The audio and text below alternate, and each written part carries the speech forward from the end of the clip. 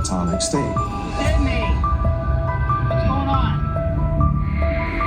Something definitely was not right. She's just not acting right? No, she's not acting right. All right. What was she involved with? What is this? Well, we don't know. Search for you. Brenda's family tells prosecutors they also don't think Sydney should be held responsible for her actions, and they ask that she be declared unfit for trial. I tried to go up into the house and I made it basically as far into the front room as I could, and then they proceeded to escort me out of the house. You need to go outside, sir. No, yes, you do. Outside. Somebody all the way back to the road. You need to stay outside. Please have a seat. I'm going to take you. Okay.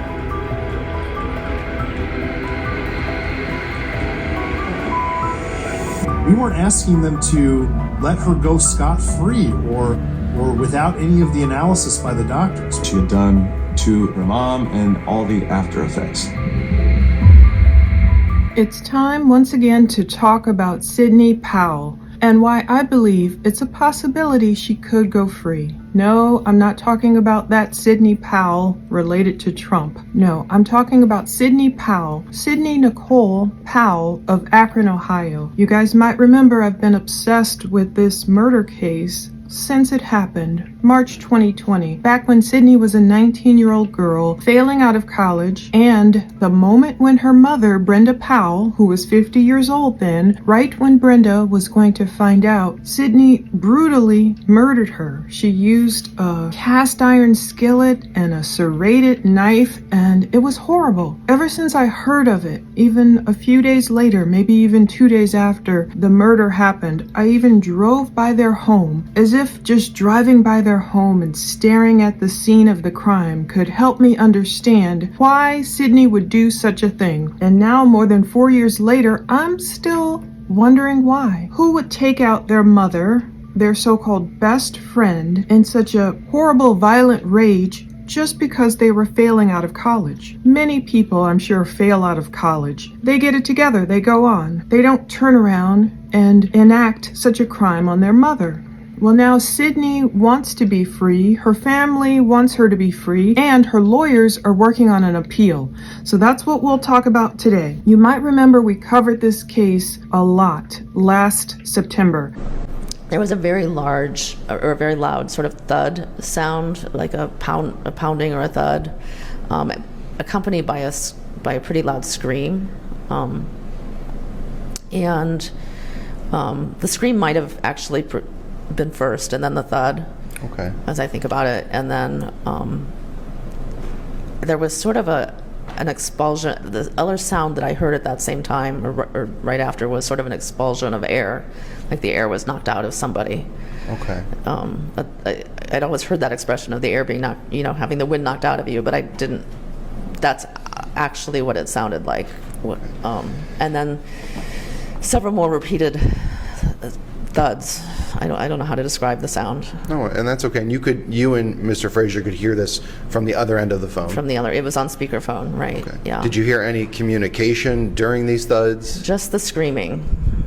September 2023, Sydney finally went to trial. She was going for the not guilty by reason of insanity defense, but she was found guilty and given 15 years to life. Some people think she still got off easy, seeing the brutality of the crime. I won't even publish a lot of the crime scene photos I just watched on Snapped. Sydney has her own Snapped episode, which just recently aired. And now that she's going for an appeal, and the appeal arguments hearing for Sydney is set pretty soon, coming up in 17 days, August 20th. Today is Saturday, August 3rd. As I film this, I figured it's time for an update. I want to talk about all of this, the reasons why she's going for an appeal. I want to talk about Sydney and her lawyer getting her $8,000 plus court transcripts, even though she can't afford that fancy lawyer she had before. He was on Snapped, the one where it's pretty controversial. I had published this TikTok trying to figure out what the heck he was whispering to her.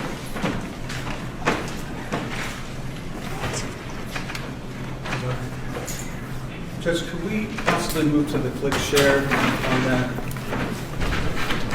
And that TikTok got like 7 million views. People are like, what did he say to her? Later, the lawyer said, I told her I loved her, and Brenda, her mom, loves her too. This lawyer took on a fatherly role to Sydney. Sydney reminded him of his own children, and a lot of people are, of course, outraged at Sydney's actions, but a lot of people also, Sydney's friends and family, are kind of on the fence. Her family is standing behind Sydney. They don't understand necessarily why it happened. They believe it was a psychotic break, but the jury thought otherwise. Will this conviction stand, or will it be overturned? Let's talk about all of that. I also want to talk about why it's not that far-fetched to think Sydney could go free in terms of getting out of prison and perhaps going to a mental institution somewhere. Stranger and more miraculous things have happened in Akron, Ohio, and elsewhere. So let's start. The Akron Beacon Journal does excellent reporting, so they wrote this article. It's called Sidney Powell Should Get a New Murder Trial Because of Errors Made in Her First Trial, her attorney says in her appeal. It was written by Stephanie Warsmith, and it goes over all the reasons why prosecutors and the defense think either Sidney should stay right where she is, that Ohio Reformatory for Women Corrections Institute, or should she get out?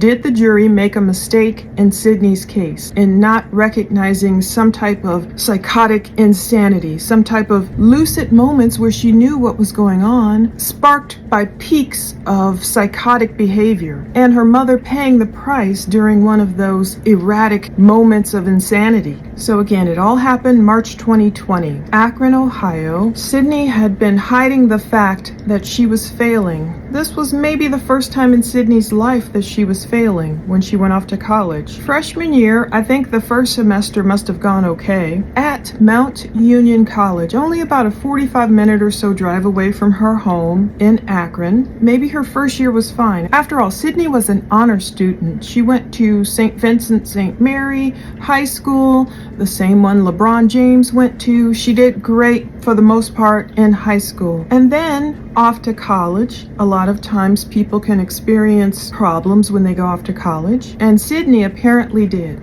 She made it through her freshman year okay, but then her 3.8 GPA plummeted. She was no longer that brilliant, smart, accomplished athlete and student that her parents had always known, but she was hiding it from her parents until D-Day. This girl was so delusional that even when she wasn't supposed to be on campus anymore, after the first semester of her sophomore year, she went right back on campus, pretending all was well, pretending that she was supposed to be there, just like with her friends. Maybe she didn't know what else to do, and she was trying to stick it out, perhaps till spring break. Before spring break, when she really had to leave campus, she scrounged up, I guess, whatever money she could, stayed in different hotels, or maybe even slept in her car, and finally made it home one day. Well, that day in March, her dad, Steve, knew Sydney was not supposed to be home. He came home from work, and he talked to his daughter. He knew something was going on because he had tried to log in and pay her tuition. He couldn't get in. He was wondering what the heck is going on. He talked to school officials, and like he said, long story short, they finally told him, look, your daughter's not enrolled. Sydney kind of poured her heart out to her dad a little bit. She didn't tell him everything. She only told him like, oh, maybe things aren't going so great. I feel like I want to do something else. Maybe I'm wasting my time and wasting you guys' money. And that was it. Sydney didn't delve into the fact that she had been kicked out of college. So Steve, her dad, went back to work.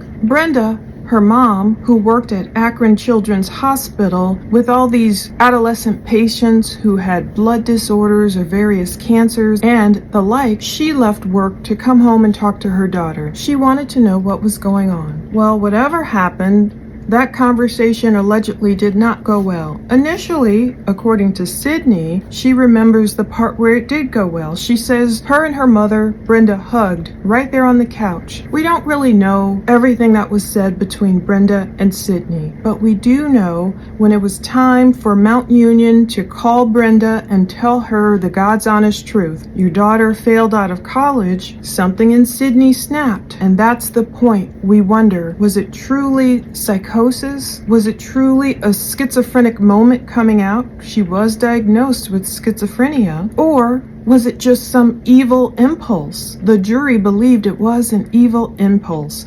Sydney snapped. She didn't want her mom to hear this truth over the phone, and Sydney didn't even care that her mom was talking on the phone with Mount Union officials, and they could hear the thud happening, the thud of that cast iron skillet. Brenda, said thank you, I believe, and before the conversation could go beyond that, we heard like a thump. And I can't describe it really accurately, but it was like a guttural noise or an exhale, and it sounded like the phone dropped. Subsequent to that, I heard what I would describe as a number of thumping sounds that went on for, I don't know, maybe 15 seconds or so. And then I heard, like screaming and crying. And the screaming and crying, sounded like it got farther and farther away from the phone, and then ultimately came back closer to the phone. And when the screaming and crying got closer to the phone, then I heard several, I wouldn't describe those as thumps, but they were more sounded like, like a hard item hitting something, right? So that was certainly concerning. And we, the whole time I kept saying, hello, Brenda, can you hear me, right? And ultimately, once the sound had gotten closer and we heard several more of the banging sounds, the phone clicked and went off. I made 2 attempts to call back, and nothing. It kicked right into voicemail. On the 3rd attempt, the phone was picked up, and she said, I heard someone say, hello, this is Brenda. And I knew that it wasn't Brenda, and I said, this is not Brenda. I said, Sydney, is that you? And click, the phone hung up again. Okay, and you recognize the person that said, hello, this is Brenda, as Sydney Powell? Well, it certainly sounded like it, but it definitely was not the voice that I had been speaking to. Was not Brenda? Yes. The voice that picked up, which I understand you're inferring was Sydney Powell. And then, that wasn't enough. Sydney apparently ran and got this knife and landed 30 stab wounds into her mom. On Snapped, one of the detectives described how it was a horrible scene, so much blood spatter. Brenda suffered a lot of stab wounds below her neck, but amazingly, Brenda still at first had a pulse, despite this horrific horror scene that the cops walked in on. Eventually, Brenda would lose her life, and Sydney would go off. The thing that probably did Sydney in was the fact that she immediately began a ruse with her dad. The back window's broken, Dad. She didn't tell her dad she was the one who broke the back window, most likely with her bare hands or maybe wrapping something around her hands, because Sydney had a bunch of cuts on her hands. She immediately tried to pretend that someone broke in. Someone did this to Brenda. Steve was befuddled. He was confused. He said his wife and his daughter never got into it. They weren't the type who had had physical fights or anything before. Now that we have these oral arguments coming up in the 9th District Court of Appeals for August 20th, what parts of her trial will be mentioned? What parts did lawyers and the judge allegedly get wrong? Her family did not even want Sydney standing trial in the first place. Even Brenda's own mother stood behind Sydney in support. According to Jeff Laybourne, he represents Sydney's dad, Steve, and Brenda's mom. He said the family still loves her and supports her. It's very difficult without her in their lives. They are optimistic about the appeal, and they might have reason for optimism in my own mind. There's some kind of reason why I can't let this case go. It reminds me of another case we'll talk about towards the end in Akron that I was almost equally obsessed with. Sydney is now 24. It took quite a while after the crime for Sydney's case to go to trial. You know, what happened in 2020, and there was a lot of delay in the courts, so finally in 2023 she was convicted. If she serves at least 15 years, she might not get out until 2038, when she's 38 years old. But if Sydney's family has their way, she'll be out a lot sooner than that. It was Summit County Common Pleas Judge Kelly McLaughlin who sentenced Sydney to life in prison with the possibility of parole after 15 years. But now Sydney's filed her appeal, and it blew my mind that these transcripts cost more than $8,000. And plus, I thought since the county already paid for them, that I could get them for free. After all, if you watch that court TV trial, you will see there was one person, Sydney's roommate, I believe it was. Her roommate, her best friend from high school and everything, her roommate in college. She was one of the only ones, if not the only person, who refused to have her image videotaped, no audio. We couldn't hear her testimony. So I thought, ooh, I can get the transcripts and see what she said. Well, that's a no-go. I couldn't get them for free even though the county's already paid $8,000 and taxpayers like me, even though I'm still paying off my taxes, I could have gotten a deal, and the deal would have been $4,000. I would have had to pay $4,000 for the entire court transcripts. I started feeling like asking her, okay, well, how much for just that one roommate's portion? Which I didn't. I don't want to sound too much like Chris Rock in one of his characters, you know, how much for one chicken wing? 15 cents? You know what I mean. However, over the past few months, for Sydney's appeal, both sides have filed briefs, and they're arguing this is why Sydney should get a new trial. This is why she shouldn't. So that August 20th is an important date to see if the judge decides, okay, Sydney might deserve a new trial. Now, Sydney has a new lawyer. He's from Canton, Ohio, apparently. His name is Dan Eisenbray. He's arguing that all that evidence presented in Sydney's trial last September proves she was insane at the time of the crime. In his brief, Eisenbray wrote, the manifest weight of the evidence demonstrated that Sydney's severe mental disease, for which she was medically diagnosed and treated, prevented her from knowing the wrongfulness of her acts during the very moment of the attack. That's pretty interesting. He says the moment of the attack, not necessarily before or after the attack when she tried to perform this big cover-up. Dad, someone broke the window, Dad.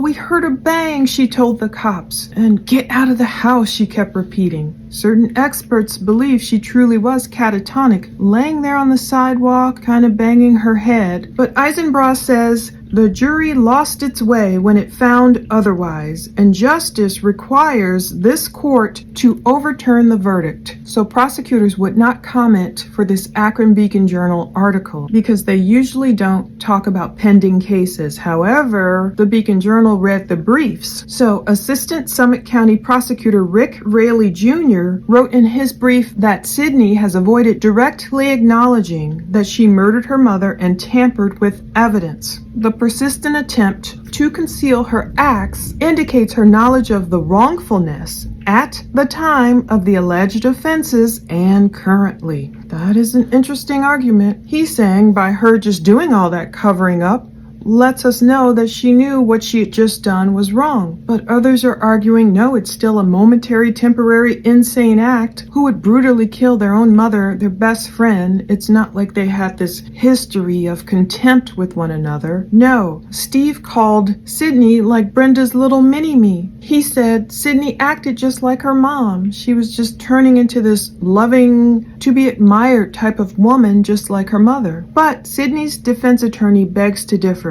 And he is pegging this case as one that could have really serious implications in the future for not guilty by reason of insanity cases, not just Sydney's case. He wrote, the issues raised in a not guilty by reason of insanity case are so unique and so few are tried that I do not think there's a lot of important issues raised in appeal that go to the very heart of not guilty by reason of insanity defenses. Interesting. This one to me, Sydney is so different to me and so unique and baffling. It is very unique and very different than a case like Letitia Stout, the woman in Colorado who was convicted of killing her stepson, Gannon Stout.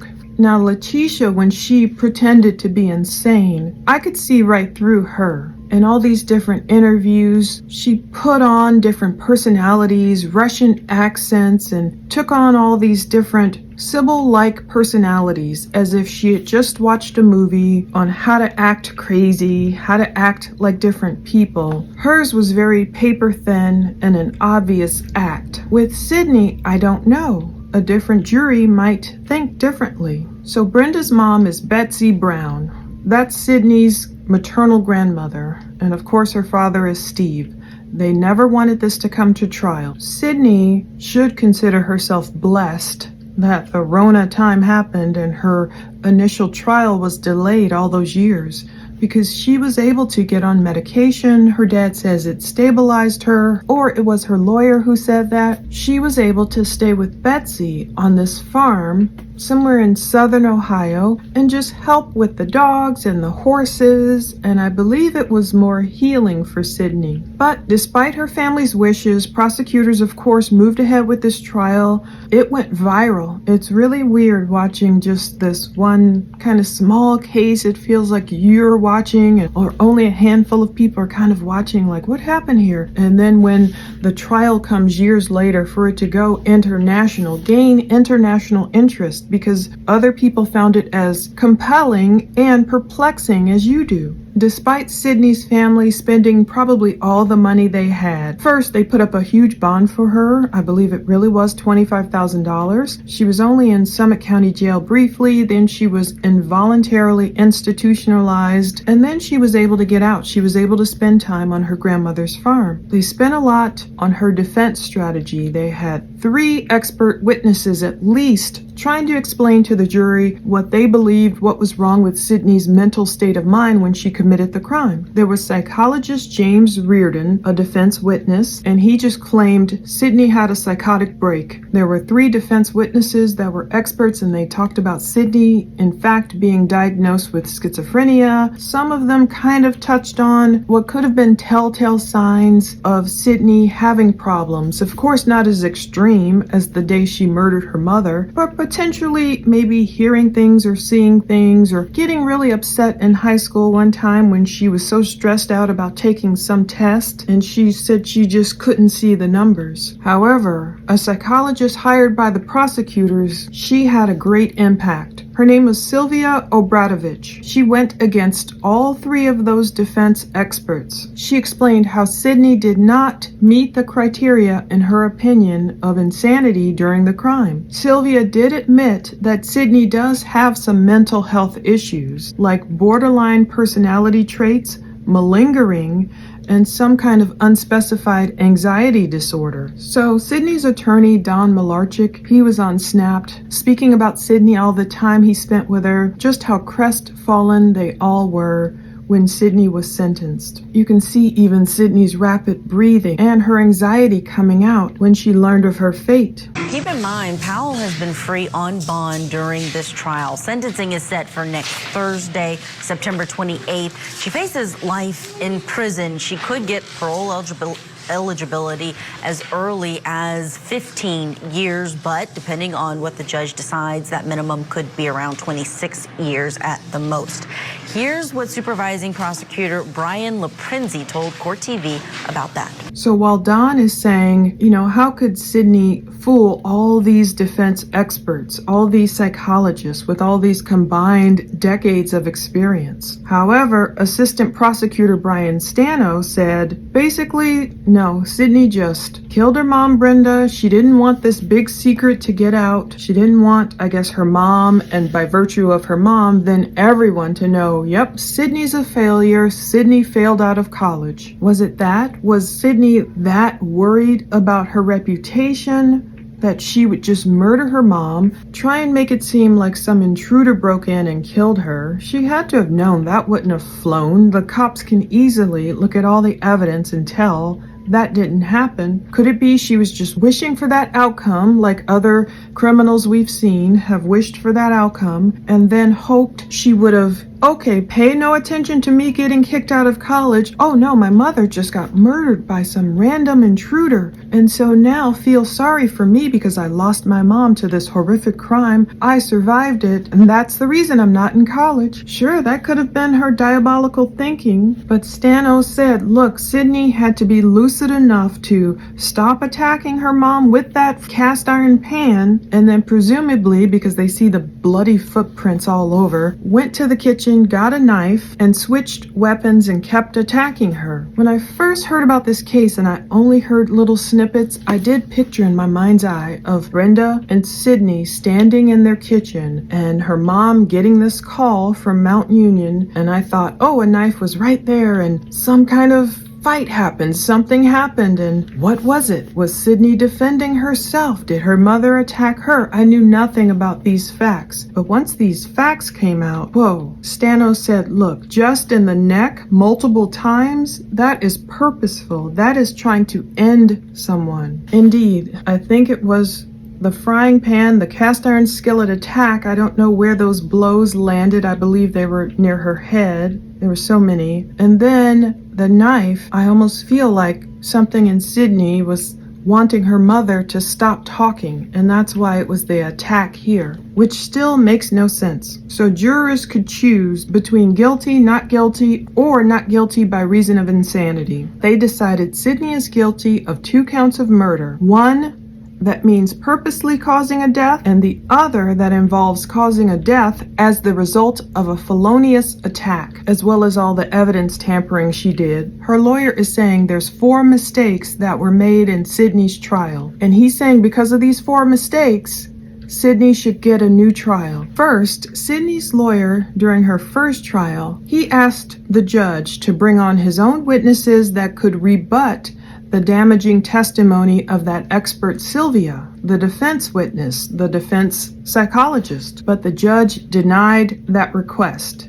That was the first mistake, according to Sydney's new lawyer. Second, Sydney's new lawyer is saying the second mistake was that Sylvia was allowed to testify to new opinions that were not in her report. For example, Sylvia said stuff like, it's uncommon for schizophrenia to result in aggressive behavior, and that memory loss isn't a symptom of schizophrenia. Because Sydney is saying, look, I don't remember what happened. Like, I remember sitting there on the couch with my mom. We talked about whatever, me kind of not doing well in school. We hugged each other, and then all during the crime, she doesn't remember any of that. In fact, that's what her dad Steve said on Snapped on Oxygen. He said, we don't talk about that. Sydney doesn't remember a lot what happened March 2020. He even has some memory loss about after he was told Brenda had in fact died. Trauma can bring on memory loss. But the second mistake, according to Sydney's attorney, is that Sylvia, the expert, should not have been allowed to bring up stuff like, oh, schizophrenia doesn't cause you to be aggressive. Schizophrenia does not cause memory loss. Those types of things,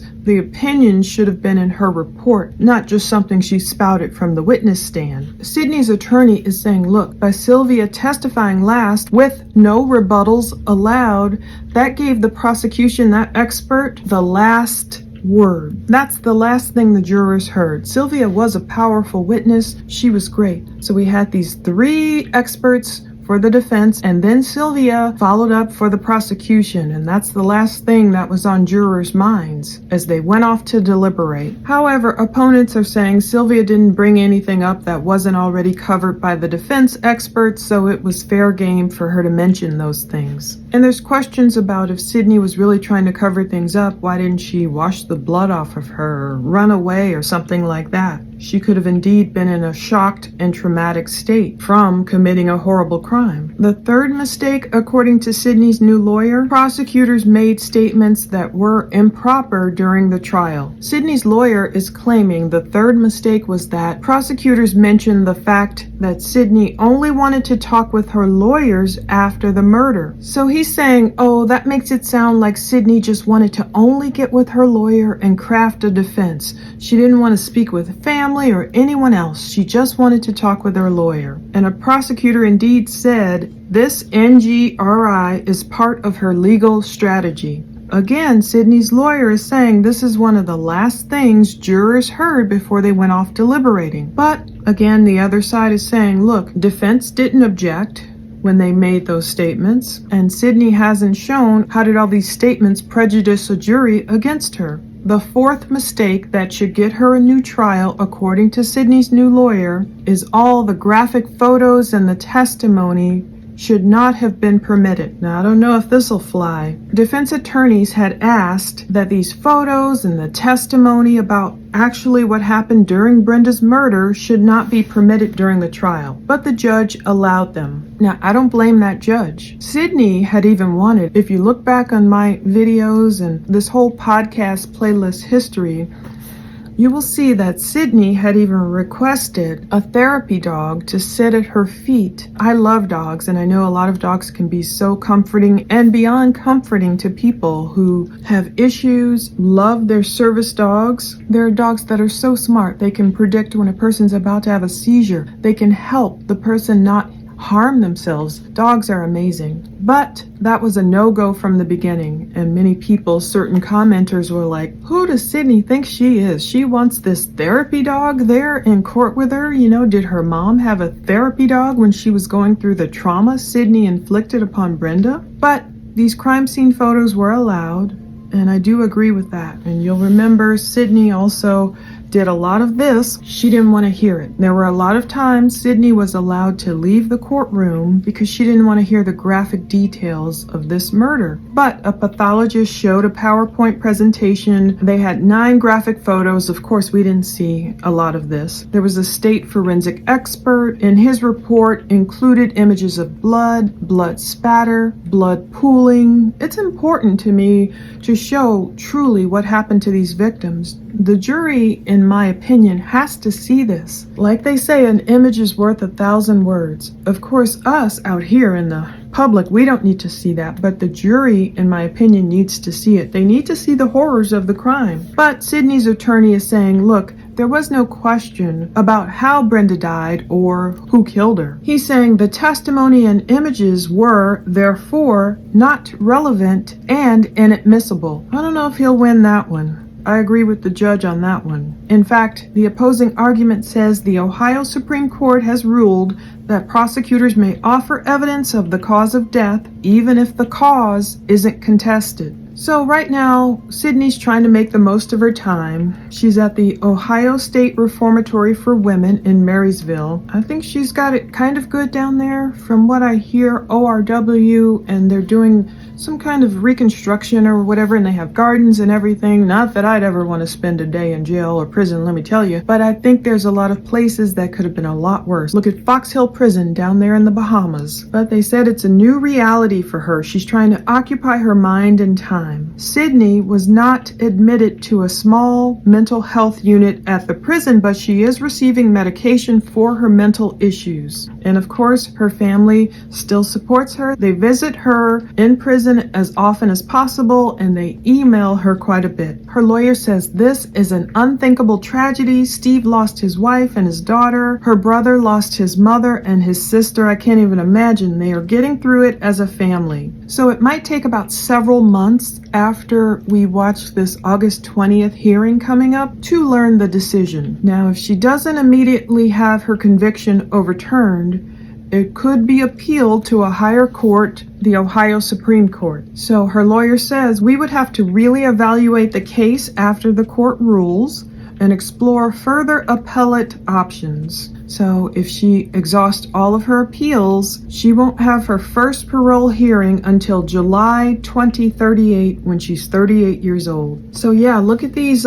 court transcripts I found. Not the transcripts themselves, the actual fee for an indigent defendant, basically a poor defendant. Her family exhausted all their monies trying to defend her, pay the lawyer, post her bail, and all that. Sydney Nicole, I've seen Nicole spelled a couple of different ways, Powell. There was a stenographer who made a transcript of her August 30th, 2023 pre-trial, plus her trial, which lasted about 3 weeks from September 6th through September 30th, 2023, all of that, along with Sydney's sentencing hearing on September 28th, 2023. The transcript was ordered by the court for use by Sydney or her attorney for the appeals proceeding. That's a lot to dig through. This original transcript, these court reporters work so hard. Can you imagine just typing all that? Oh, it is 1,345 pages long. At the rate of $6 per page, that's why it came out to $8,070. That's the amount approved, certified by the court to the county auditor for payment on January 5th of this year. So over $8,000 Woo, whoa. And I thought I could get it for free, but I know these court reporters are worth their salt, so this is the reason why I think Sydney's case could potentially be overturned. We've seen stranger things, more miraculous things happen in Akron. Cindy George, you might remember that case from many decades ago. She's a married mom of 7 children. She was basically convicted of having one of her boyfriends kill another. There was a lot going on in this case, and I won't delve all into it. Cindy was not the trigger woman, as it were. One of her boyfriends, Zach, this guy was getting gas at BJ's, and this other guy, Jeff, her other boyfriend, basically was convicted of coming up there and shooting Zach to death. Cindy was arrested. She went through a trial and everything. Her family stood by her too. We have some kind of similarities here, but a lot of differences. Cindy was not a teenager. They were a wealthy couple though. Cindy and Ed George were a wealthy couple though in Akron, and her family stood beside her. Cindy was convicted of perhaps being the mastermind behind it all, as if she told one boyfriend to kill the other. She was convicted. She was facing 23 years to life, and guess what? Her conviction was overturned. It was miraculous. I felt so drawn to that case, so drawn to her. I wrote her. She wrote me back. I've seen her a couple of times around town and everything. Stranger things have happened. No one necessarily expected that conviction to get overturned. Maybe some people did. Maybe some people just say money talks, blah, blah, blah. I think it was something deeper. I always felt like I can't let this case go for a reason. And then when I saw that conviction overturned, I was like, wow. Now with Sydney, I've been so invested in this case from the beginning. Yeah, it's still a violent crime, but Sydney was the actual one who wielded the murder weapon. So a jury might not be as sympathetic, but what could it teach us about psychosis, schizophrenia? Can you be schizophrenic or have a psychotic break and then still try and cover up your crime? I think that's the crux of the issue. Some people expect you, if you're psychotic and schizophrenic during a crime, they expect you to maybe be like Andrea Yates. Andrea Yates was found not guilty by reason of insanity. You might remember this horrible case out of Texas, Houston. A jury found that Yates was insane when she drowned her 5 kids in the bathroom in 2001. But she was acquitted of capital murder in the deaths. So this jury foreman said about Andrea, she needs help. Although she's being treated, I think she's worse than she was before. I think she'll probably need treatment for the rest of her life. So that jury was 6 men and 6 women. They deliberated for 3 days, about 13 hours total, I guess. And they said no. The state was saying Andrea knew what she was doing when she was drowning those kids. Oh, I can't imagine. There was Noah, he was 7 years old. John, he was 5 years old. Paul, he was 3 years old. Luke, 2 years old, and Mary was only 6 months. One by one, she drowned them on June 20th, 2001, in the family's bathtub. But she was only charged in the deaths of Noah, John, and Mary. I wonder why. Back then, of course, it was shocking. I still can't think of the fear of the children, the ones who could know what was happening. Watching, I don't know if they witnessed their mom. I believe she chased one of the kids, if memory serves, through the house because he knew it was going to happen to him. It's almost like a Chris Watts thing where you know how Bella watched what Chris Watts did to Cece and asked her dad, are you going to do the same thing to me that you did to Cece? And then when he does, snuff out the life of his beautiful young daughters and his wife, and Bella says, Daddy, no, that's the last thing he heard. You put yourselves in the mind of these victims, Brenda, all of Andrea Yates's kids, even Cindy George's boyfriend, even though that guy, there's a lot of unlikable things reported about him, and maybe that's one of the main reasons Cindy's conviction was overturned, because there was claims that he broke in and attacked her, he stalked her, he harassed the family. But you put yourselves in the mind of these victims nonetheless, and that's why a lot of people